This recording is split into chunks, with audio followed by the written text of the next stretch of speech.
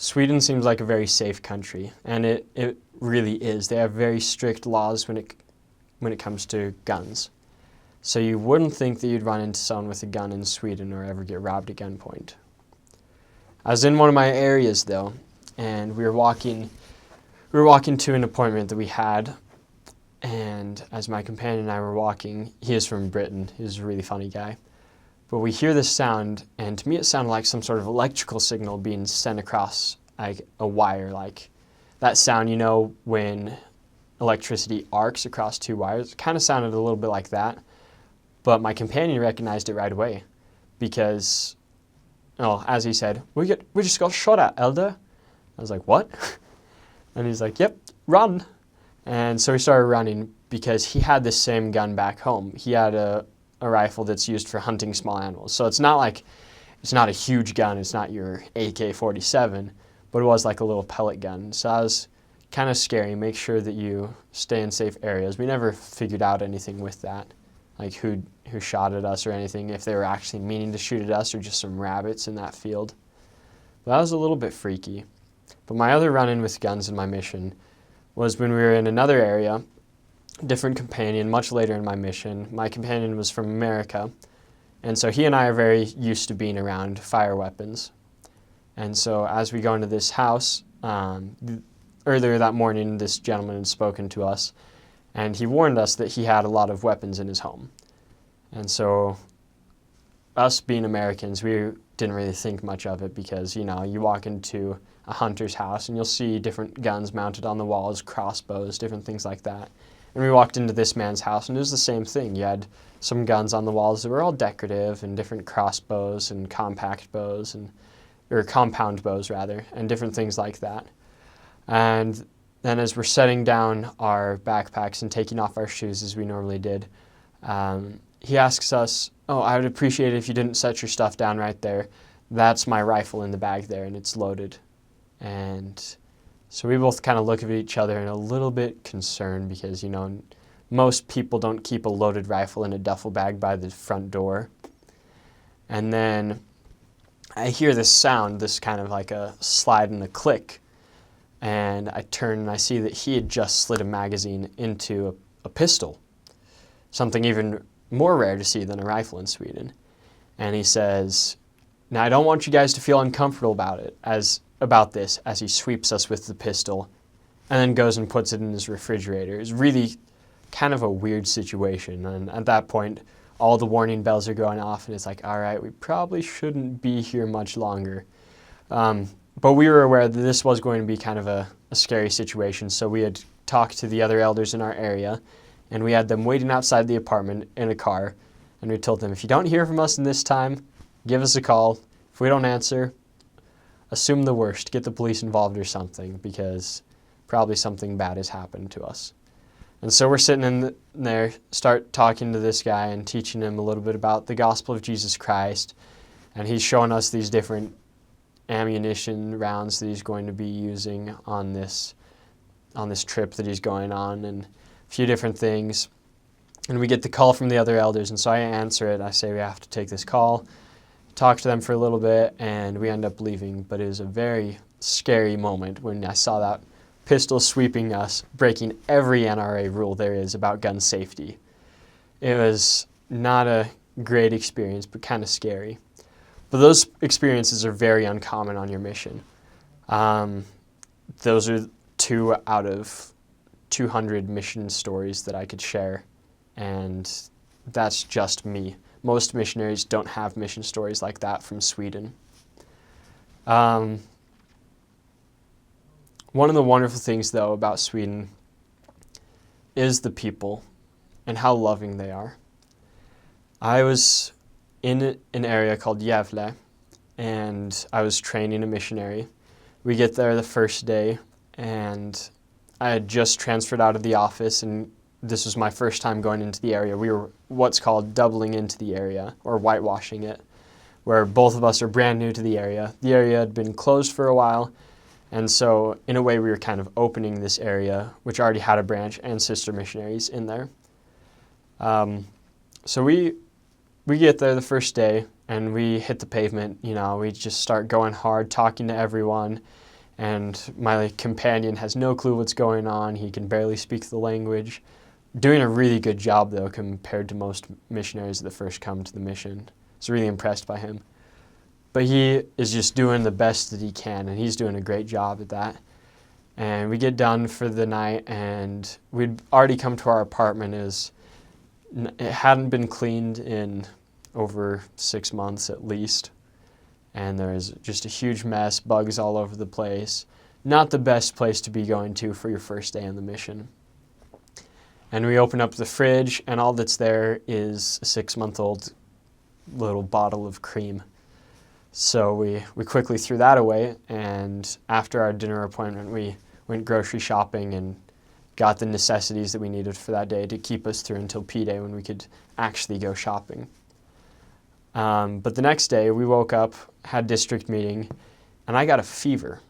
It was a really bad fever. It was so bad that I actually nearly passed out. And so we come home and can't work at all. So I'm lying in bed, trying not to die, and my companion is pacing around the apartment, cleaning different things, just trying to figure out what he can do, because he knows he's not supposed to just sit idly on a mission and do nothing.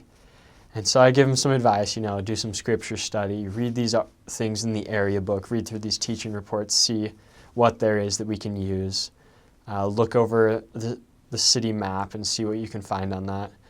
And eventually, we call into the hospital to see if I can get in there, because the fever had gone from 100.5 to 103 in an hour. And so it was a very stressful situation for me, calling into the first hospital. And how it works is you call in, you give them this identification number of yours and leave a callback number, and then they call you back 30 minutes later and we'll try to set up something. So I call the first place, 30 minutes later, get the call back, and they said, "Oh, you actually called the wrong place. You need to call this place." Oh.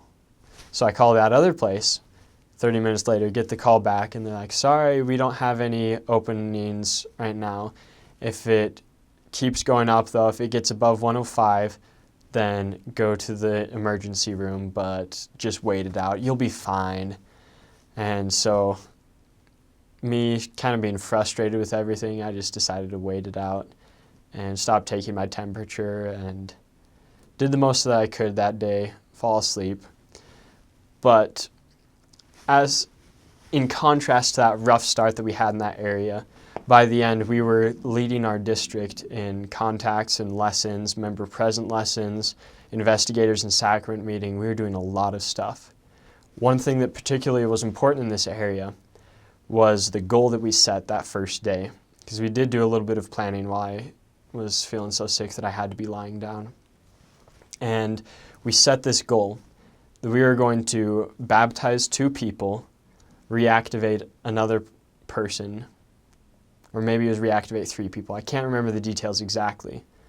But we wrote these down on a whiteboard. And after being through a full transfer of training, and it was about a month left in the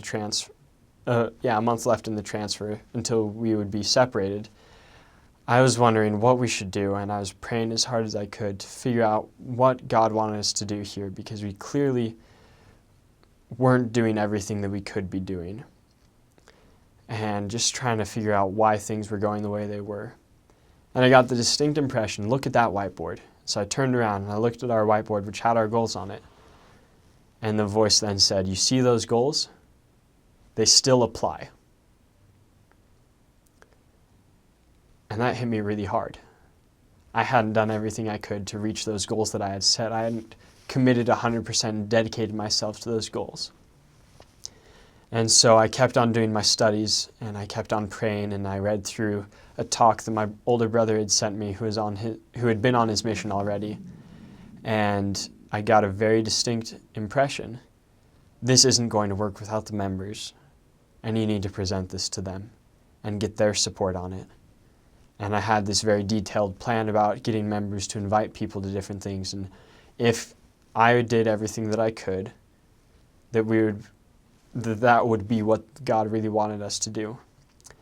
And me being a little bit cynical, I decided to ask, now, are you saying that these goals apply so that I'll work my best towards them, or so that we will actually reach them and fulfill these goals? I didn't get an answer to that, and probably for good reason. But I know that as I worked towards those goals and as I involved the members in that, we did see miracles happen every day in Sweden. It was a wonderful experience in that area. A little bit later in my mission, in fact, in my next area, we had a lot of wonderful experiences. We tracked it into this single-parent family, and most people feel like tracting isn't a very valuable use of time. I found it very useful in certain areas because I was able to really find people who were there to listen. If they opened the door, they were expecting me to say something and they were going to hear me out. And so I found that I could find a lot more interested people by knocking on doors rather than talking to them on the streets. Some missionaries, though, felt the opposite, and that's perfectly fine. It's up to every missionary how to spend their time. But as we were knocking on doors and we found this family, one of the little daughters was really cute. She's 3 years old and just had the best answers. We'd sometimes ask her a little question, and she would say the cutest things. Like, we'd ask her, now why does this matter? What can we learn from this story? And she'd say things like, God really loves me. Just like cute one-liners that were perfect and just what her mom needed. And we visited this woman a few times and got her some friends in church. And while I was there, we weren't actually able to get her to come to church. And I left that area pretty quickly on accident. I left that area pretty quickly, was transferred out of there. And wasn't excited about that. I really wanted to stay there and keep working with those people that I had grown to love. But as I was speaking to some missionaries at a conference a while after that, I found out that she had gone to church and was going every week. And that little 3-year-old daughter was like, we got to come to this church every week because this is the best church in the whole world. She loved primary and ate it all up and loved the sunbeams and all the different things that we had in our church. And her mom really loved it as well and made really good friends with one of the members there. And it's just an incredible experience. Another cool experience from that area was in this city called Hudiksvall. There used to be a branch in Hudiksvall, but there weren't enough members there with the priesthood, and it ended up being closed. And the members had to go an hour away to get to church in Sundsvall. And one of the investigators that we had down there had a bad heart and wasn't allowed to drive that distance. And so he was kind of bound to that. And we would visit him a lot. And looking at his teaching record, he had been visited by missionaries for probably the past 40 years. It had been a long time with lots of missionaries trying different things. But the thing that I learned from his teaching record was every time it seemed like the missionaries were forcing baptism on him. And so I went in saying, we aren't going to do that. We're going to try to get the Spirit to be there as strong as we can get it. So we went in and we focused on the restoration. And we shared a Mormon message with him. And we had this great lesson that was designed just to get the Spirit there. And once the Spirit was there so strong that I couldn't deny it, I asked him to bear his testimony about Joseph Smith, which is not a question that you'll frequently ask investigators. But he bore the most sincere testimony I think I've ever heard of the prophet Joseph Smith and the Book of Mormon and Thomas S. Monson, Living Prophets, the organization of this church. And it was an incredible experience. The Spirit was so strong there. His wife agreed with him, and they both said, you know, a lot of missionaries have come here trying to get us baptized before, but I want to set up a date to get baptized. Can I get baptized on this date?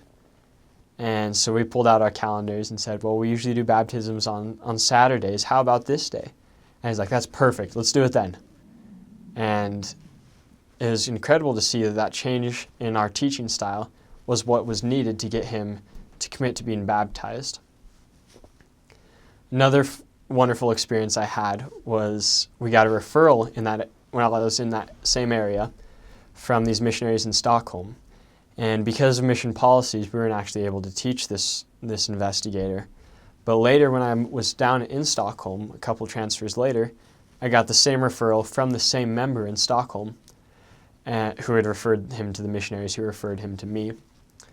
And we started meeting with this guy because situations had changed, and so now mission policies allowed for that. I started teaching him, and he ended up getting baptized. That's a very strong testimony to me that the Lord sends specific people in our paths who we will be able to influence.